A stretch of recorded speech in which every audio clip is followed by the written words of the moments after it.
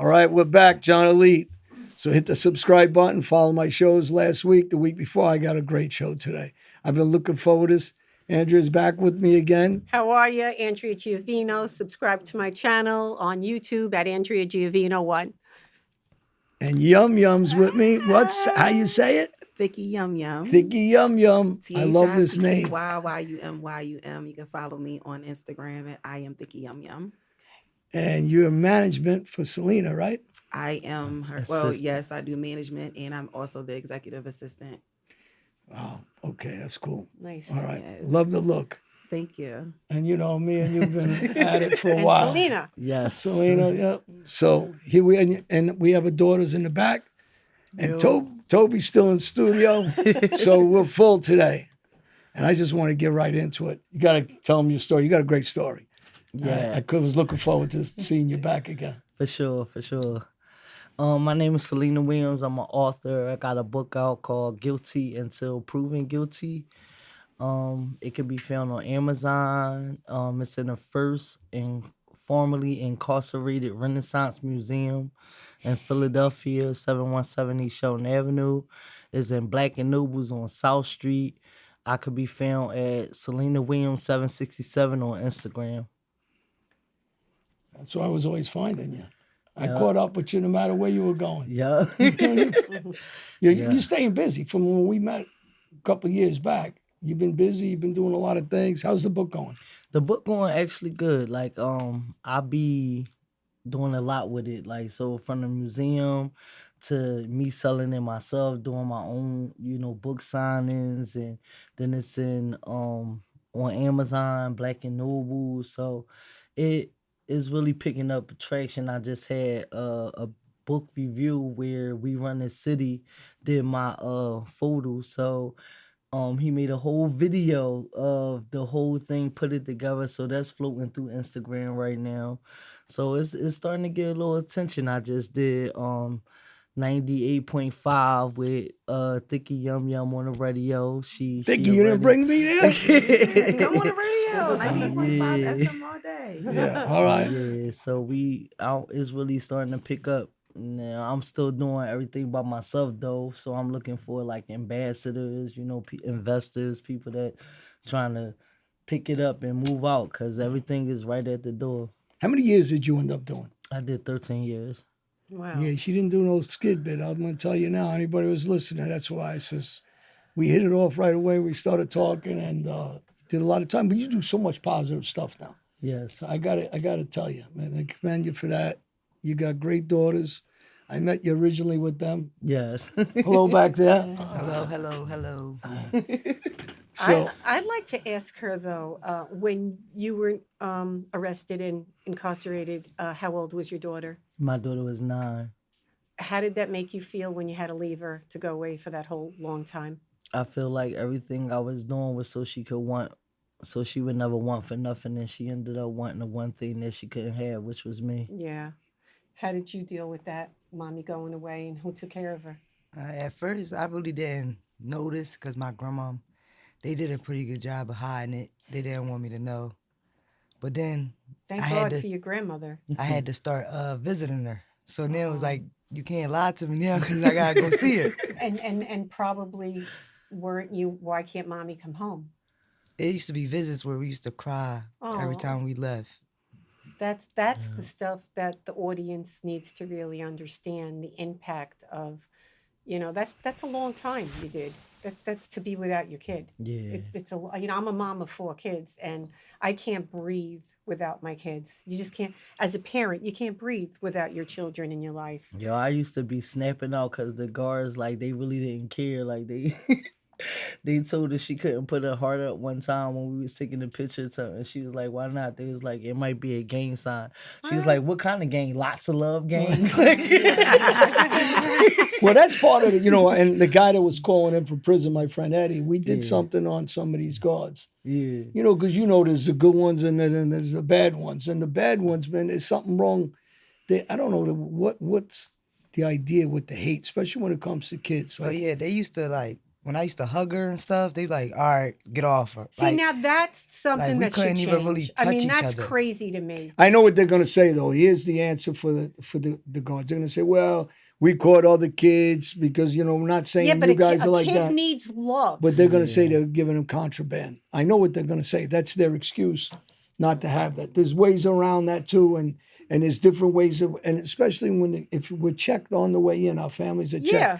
That's nonsense. But, they use it as an excuse. But some of these things is some of the things we work on to try to change what's going on in the prison system for our families. But you know how damaging that is to a kid? Like, she doesn't understand. Why can't I be held and loved by my mom? She's 9 years old.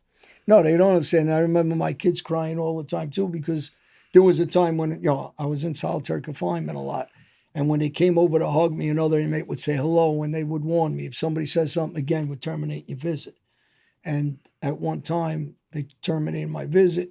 I didn't want to terminate my visit, so I fought them in the visiting room, which made my kids even more upset. It's rough. Thicky, you ever go into prisons and visit her or anybody else? So I actually have a lot of experience when it's pertaining to prison. So my father did 10 years. So I never met him until I was 10 years old. But when he got out, he came right and got me. I also dated someone that was locked up, and that was rough because I had never experienced anything like that before. And he's innocent and he has life. So I had to do a lot of footwork. I helped him start his nonprofit from prison, More Than Our Crimes in DC. I did a lot of the footwork because I'm one of those people. I believe in justice. Like, I believe like anything can happen. So motivating him constantly to like stay in there, you can get out. And now he's actually he called me today and was like he got his parole. He just got to wait the 4 months or whatever. So Nice. it's been a long time coming. Congratulations. Like Wow. talking to different people, meeting different people for him because he can't get out. But he did a lot of the work in there, and I just was able to do the footwork out. So I had that experience. And then my sister has been institutionalized through prison and through mental institution back and forth because she's a force to be reckoned with. So I've had my own share of Wow. it coming for me, feeling it, but not me physically ever going. But I've done some things to go, but I just never got caught. Thank God. Thank God. Thank God. Thank God. Thank God. So I'd like to ask you. Got a great smile. I Thank would love you. for the audience to hear about, for a woman, because we always hear about the men. What is it like for you in prison? What's it really like? Because a lot, like the men have to really know survival, and is the rules the same as far as a protocol, like Well, I left prison with a lawsuit. a lawsuit? Yes, medical neglect and harassment. So apparently, in prison you can't be happy. They used to see me smiling a lot. A lot of people be like, "Why you always smiling?" And I'd be like, "Why you always miserable?" Because I conform to where I'm at. Like, I don't let nothing take my mental. You know what I mean? Like, I can't give my mental to nothing. Right. Even if they would have gave me life, I would have still been smiling every day because I woke up every day. I'm breathing every day. And I would have made the best out of my situation. However, when the guards see me happy all the time, they want to instill that. They don't like that. They start putting me in a hole for stuff I didn't do, stuff that could be watched on the camera. Nobody cared enough to do it. They even got a law called the Selena Law, the National Council of Incarcerated Women, because no matter, like, all right, so I would write a grievance to the officer, and then, the next step is the sergeant, his dad, Right. the captain, his grandpa. You know what I'm saying? Yeah. So nothing really get done inside the prison, but I kept going. I kept writing. I kept documenting everything. My lawyer said she ain't never see a person with their whole case together like I had it, because I sued them myself. They appealed, and I appealed them and won, and then I got a lawyer. Yeah, well, when you're writing in jail, for people that don't know, once you start writing on them, they start yeah. harassing you. No, They're gonna they lock was you down. They're harassing gonna me do before I start writing. Yeah. But the difference that I seen the difference. A lot of people fought with their mouth. They go to the hole. They be Right. going so long. You gotta think use the they pen. went home. You know what I'm saying? Then I seen them fight with their fists, get jumped, put in a hole. Don't Do the see women them. fight a lot? Yes, of They- course. They fight a lot. Yeah, because all they got is each other to take it out on. They can't do nothing to the guards for real. You know what I'm saying? And it was a lot of, I seen a lot of guards target mental health people. Oh. You know what I'm saying? Like they wanted to make it bad for people. They didn't want nobody to be happy. You know what I mean? Like, and I Was lived, it state or federal or both? that was state. State. Yes. And what federal prison were you in? I was in Danbury, Connecticut. Oh, Connecticut. Okay. Yes. I think that every institution that is Americanized is the same, because even the school system, every system that's in place kind of prepares you for prison if you don't fit the narrative of America, like the way America views you. So as a teacher, so I didn't tell you that earlier, I'm a social and emotional development teacher. I watched how they write, they document everything you do. They want you to keep on telling on certain kids. And then after a while, they take you to court. Once you go to juvenile court and they put the monitor on your leg, they're watching you, and they like kind of press us to keep telling on those specific kids. They make so that money we off can- those kids. Exactly. That's why it's big money. You know that. But those are It's the big same money. ones that end up in the prison system, and then they're making Because money they don't off have of them anybody to again. fight for them. That's the Exactly. problem. Right. That's exactly the problem. Oh, They the don't- system's broke. It's horrible. We need to revamp the system. There needs a complete. I have, I talk about a guy, Commander Molly, he got 900 years. He was a fighter, a warrior. He ran a war in my country, Kosovo, and he's being abused in a prison system there. And I try to relate it to here because the way they got him in an enemy camp, basically, where he's being tortured mentally, physically, food, everything. So here it's the same thing. I have Oscar Lugo. I just brought him up my last show. Spanish Puerto Rican. They put him in jail. The judge tried to abuse him and make an example of him. Never got caught. There's a lot of corruption in the case, and they gave him 300 and something years. So, and then you have another case, the Duca brothers. So there's cases I've been working on for years, trying to get these guys out. 300 years is crazy. And it's amazing Like, what that's the time past these life guys got. already, like. And if somebody looks at these cases, and I handpick some of these cases, I know these guys. There is no real reason these guys are doing this kind of time. Oscar maybe should have did 10 years. The commander, where he's at, I don't think he should be in jail at all. I think he's a hero. The Duca brothers, they have no overt acts. They charge them with terrorism. And these three brothers, they got life. So some of these guys that I'm working on these cases, there is no help because the system is corrupt. And I'm not saying there's a lot of guys that can't be rehabilitated, or guys that are guilty and guys that are innocent, but to look at these cases fairly is the problem. They're not being looked at, and especially after they convict them. They're not being looked at. Kamala Harris did it, and I'm going to talk about her again. I'm not a big fan of her. She put a guy in jail, put him on a death row when he was innocent. She knew he was innocent, and she wouldn't release him. And there was all kinds of work done. Finally, with more paperwork, she was forced to finally release the guy. And he's all over the news about it. But she's just one of many of these prosecutors. Chris Christie did it to the Duca brothers. They use them to elevate themselves to a position they're trying to get in But with John, the you're government. talking about kids. These are kids. I understand, And but it kids starts that- there. Right, it starts at kids, but do they? A lot of times, you even have the judges that are involved in when they put these kids away. They That's make what the big money. whole book is about.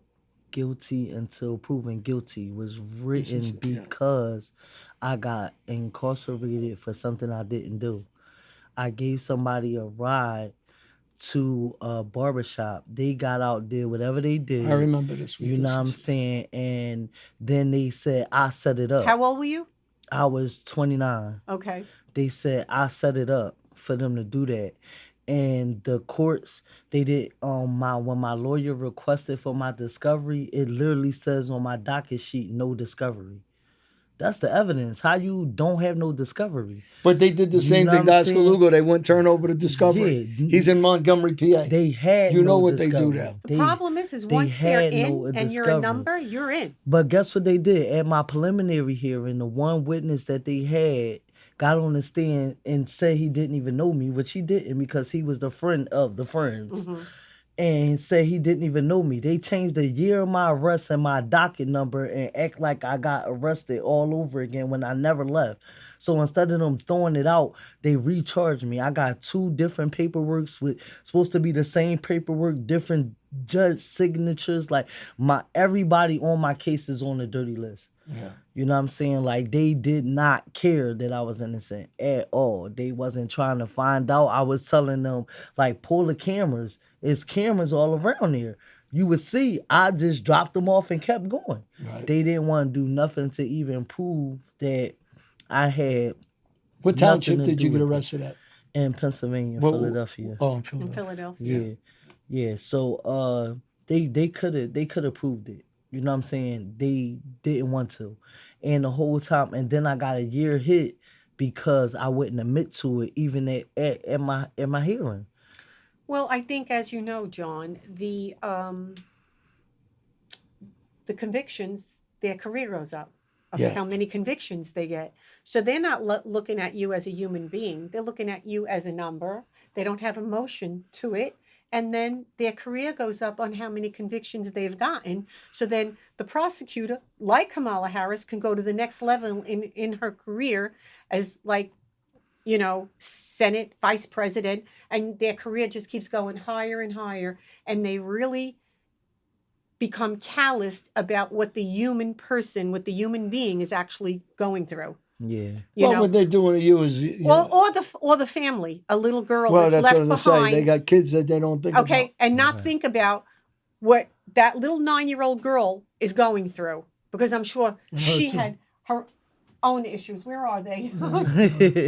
Back here. I don't understand how America praises their like they celebrate the people that do the worst crimes And the make criminals. heroes out of them. They make heroes out Yeah. of them, and then when we replicate that, it's a problem. Then we got to sit in front of a judge. But I feel like, don't teach that. It's in our movies. It's in everything. And economically, a lot of times, like, Black people are put in a position where, I'm not saying that it's okay to do crime, but for the most part, economically, we're not set up to really move forward. And I'm not using that as an excuse. No, I see said it that every earlier. day. Even how, like, Philadelphia, I moved from Philly for 4 years. I came back. Homelessness is crazy. But All I'm going to downtown. cut you off for a second. Yum Yum. Yes. Okay. I'm going to tell you what. My last show we discussed there shouldn't be a ghetto in America. We just There's discussed $100 billion was sent to Iran that bombs us. There's $1 trillion or close to it now with the Ukrainian war, right? But why isn't our neighborhood seeing any of this money? They send money to Yemen. They send it all over, but billions, millions and billions of dollars, all these countries. But yet you give up on our kids and our neighborhoods. There shouldn't be a ghetto in our neighborhoods. There shouldn't be shootings in our school systems. There should be law enforcement at every school, armed, paid for, and everything. They have the money. There shouldn't be a single parent, a mother in her situation, or when she went away, where the grandmother was taking care of. There should be tax benefits for them to take care of these kids, but they don't care about the neighborhoods like they claim they do. You got leaders, and I don't care who they are, if they're Clinton or if they're Obama. You leave our neighborhood. You left Chicago and you went to live in Martha's Vineyard with billions of dollars, and then you claim you care about the inner city. You don't care about them. You don't come to the neighborhood because you're sending our money to other countries. Give it to education. Give it to classes of confidence, what I was saying earlier, and utilize that money so these kids don't suffer and don't have nothing. And they're perpetuating this by leaving these neighborhoods broke.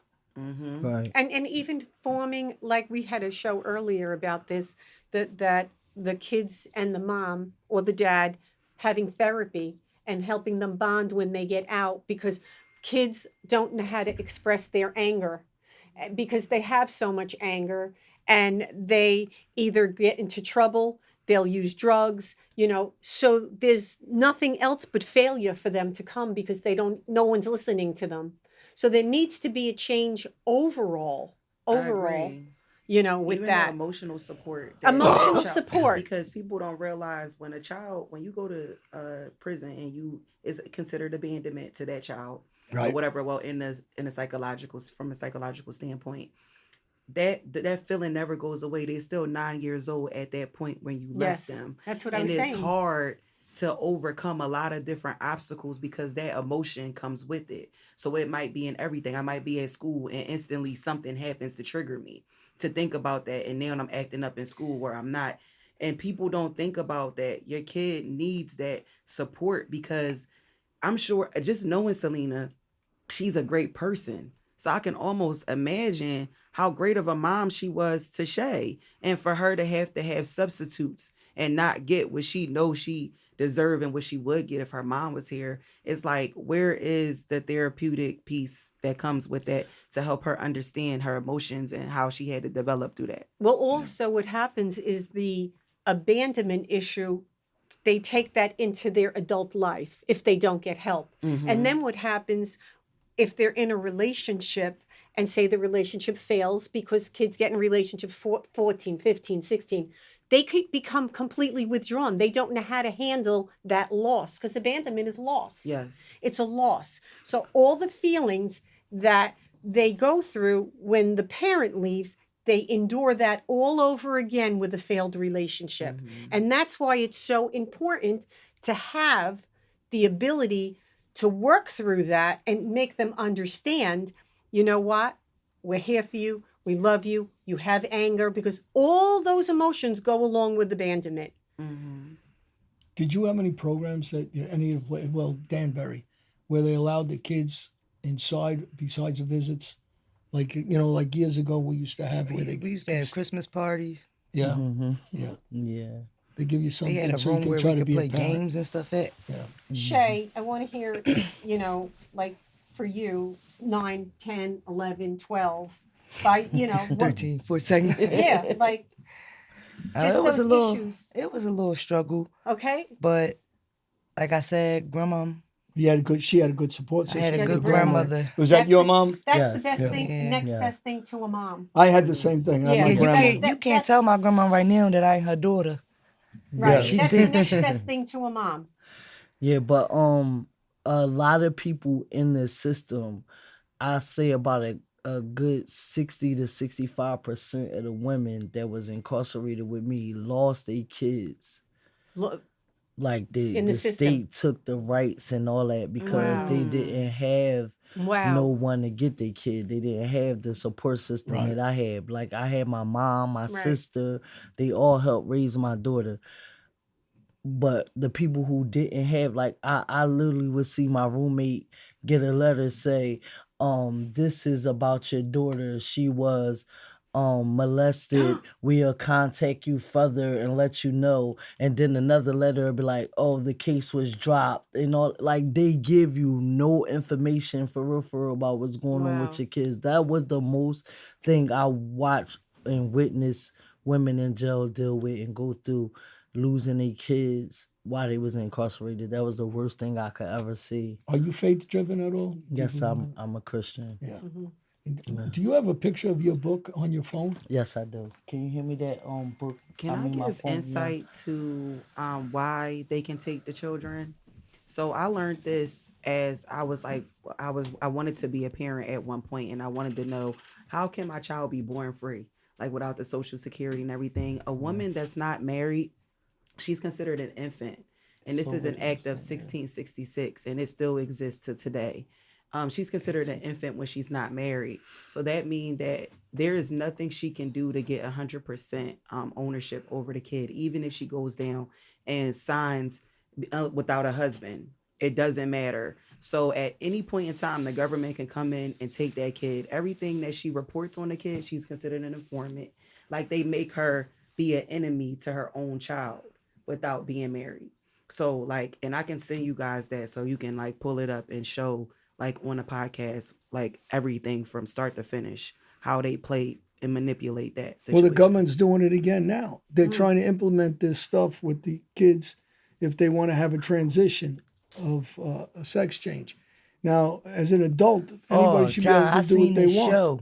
right? I seen this show. Yeah. They let their son transition to a girl at 12 years old. Without the parent knowing, they're that's taking them insane. from their parents. No, the parents let them. Well, They if the had a whole parent- show on it. But as far as if the parent knows, I guess then if they're okay What do with you it. know at 12 years old? That's Well, what I was that's saying. That's the- 12 well- is You're crazy. 12. At 12. What? No, You're a but baby. at least in this case, the parents are involved in the decision. I mean, as a parent, I don't think we would say it's 16. You want to know whatever you want to do, but She Shut not up, going. get in your room, and I don't want to hear you open your mouth again. That's what I would have said to my kid. Right. I'm bringing her with my kid. Get out of here. Right. Shut up and go to bed. That's what I would say. the problem is the government's trying to influence kids to go around their parents. But that's That's my insane. issue. Going around the What parent does a himself. 12-year-old know? What do you They think? can have kids now. So I worked at a college preparatory boarding school. The kids did not have to let their parents know when they were pregnant. They didn't have to let them know anything about the pregnancy. So it was completely their option. And they get to still go home to that same parent after they have the baby. So it's like, I don't even have to tell you I'm pregnant or anything. But when I'm about to have this baby, I get to come live with you. That's insane. That's crazy. It's insane. It is crazy. You come but- home to my house like my father would just beat you up. Exactly. Listen, So- that you know what it is? I think parents government don't know how to be overreach. parents anymore. No, they're taking away your right to be a Can we parent see to this your own kid. on from camera? taking away the beatings. It's to ridiculous. taking Oh away yeah, you being I able grew to up parent where you your get kid. hit. My kids got spanked on their ass, or some. I raised. This 4 is kids Celine's by book, myself. so I just want So, anybody that's interested, they and can I go on rule Amazon with and an get it. iron fist. Me There's too. no way. Guilty Now until anything you say, the proven parent is in guilty. trouble. You can't hit the kid. This, you're a bad parent. You can't say this. But that's because they don't know about the act. Her book. Guilty until proven guilty, guys. Amazon. Pick it up, read it. Any questions, contact us. And if you want to meet her, she'll make appointments, sign it. And there'll be a book signing August 23rd. November. November. Thank you. November 23rd at Black and Noble on 422 South Street. If you're interested in coming to meet her. Absolutely. Okay. Anything else you want to tell anybody before we wrap this Yeah. up? Yeah, so Is your lawsuit still open? no. Okay. No.